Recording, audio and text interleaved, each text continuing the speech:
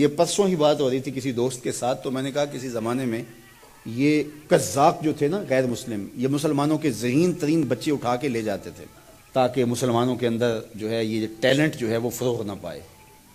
تو میں نے کہا یہ اغوا آج بھی جاری ہے۔ پہلے اغوا اس طرح کرتے تھے کہ اس کا جسم لے جاتے تھے اور وہ جہاں بھی ہوتا تھا اس کا ذہن اپنے وطن میں ہوتا تھا۔ اب بچے ہمارے پاس ہیں لیکن ان کے ذہن اغوا کر کے وہ لے گئے ہیں۔ یہ دور موجود کا سوشل میڈیا اور اس کے اوپر پھیلی ہوئی بے حیائی اور مغربی تہذیب و تمدن کا فروغ، بچے کھانا ہم دیتے ہیں، کھلاتے ہم ہیں، پلاتے ہم ہیں، لیکن یہ ہمارے نہیں ہیں، یہ اچک کے لے گئے ہمارے بچوں کو، ہماری گودیں بھانج ہو گئی ہیں، یہ ہماری فکر کے ہیں ہی نہیں ہیں۔ لیکن افسوس یہ ہے کہ آج رہنمایان قوم، آج جو ہے وہ مدرسین، آج ٹیچرز، آج معلمین اور آج کا میڈیا بالکل ان چیزوں سے بے خبر ہے کہ ہمارے ساتھ کیا ہوا اور کیا ہونے جا رہا ہے، اور ہم اللہ سے امید کا چراغ بجھنے نہیں دے رہے، لیکن جو موجودہ نظم ہے اس وقت جو ہمارے ساتھ ہو رہا ہے تو ہم گڑھے کی طرف جا رہے ہیں اور گرنے کی طرف جا رہے ہیں۔ یہ کہیں کہیں کوئی دیا روشن ہے، ورنہ ہمیں پتہ ہی نہیں کہ ہمارے ساتھ کیا ہو رہا ہے۔ جب روس کا سرخ انقلاب پھیلنے لگا اور اس کے ظلم روس کے ساتھ ملحقہ ریاستوں کے اندر اپنے پنجے گاڑنے لگا، تو یہ ماوراء النہر کا جتنا علاقہ ہے اس کی مسلم ریاستوں کے اندر زبردستی مسلمانوں پہ پابندی لگا دی گئی۔ وہ مسلمانوں والے نام بھی نہیں رکھ سکتے تھے، مسجدوں کو تالے لگا دیے گئے اور قرآن مجید چھین لیے گئے، اور قرآن مجید چھاپنا ممنوع قرار پایا گیا، قرآن مجید اپنے گھر میں رکھنا ممنوع قرار پایا گیا، حتیٰ کہ سکولوں کے اندر کاغذ کے ایک ٹکڑے کے اوپر اللہ جل شانہ کا مبارک نام لکھ کر کے زمین پہ پھینک دیا جاتا، اور اگر کوئی بچہ اس کو ادب سے اٹھا لیتا تو وہ جان لیتے کہ ان کے گھر میں قرآن کی تعلیم موجود ہے، تو پھر اس گھر کو نیست و نابود کر دیا جاتا۔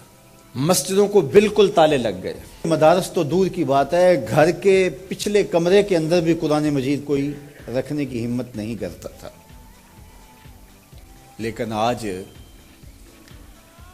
آپ وہاں جا کر کے دیکھیں، سمرقند اور بخارا میں، آج تاشقند میں جائیں آپ، آج ماوراء النہر کی یہ آزاد ریاستوں کا جا کے منظرنامہ دیکھیں تو جتنی مسجدوں کی رونقیں آپ کو وہاں نظر آئیں گی یہاں نہیں ملیں گی۔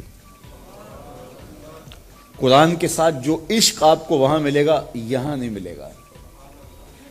یار ان کے گھروں سے تو قرآن کے نسخے چھین لیے گئے، ان کے اہل علم کاٹ دیے گئے، ان کی مذہبی شناخت بھی لے لی گئی، ان کے نام بھی جو ہے وہ ختم کر دیے گئے، مسجدوں کو تالے لگا دیے گئے، مدارس دینیہ کا وجود کل عدم ہوا۔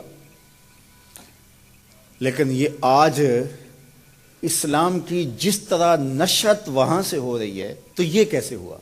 مختلف تہذیبیں جب دم توڑتی ہیں تو پھر دوبارہ اٹھ نہیں پاتی، اور اگر وہ اٹھتی بھی ہیں ان کی نشأت بھی ہوتی ہے تو وہ ان خطوط پہ نہیں ہوتی، وہ ایک متغیر اور بدلا ہوا ایک کلچر اور ایک تہذیب اور ایک نظم ہوتا ہے۔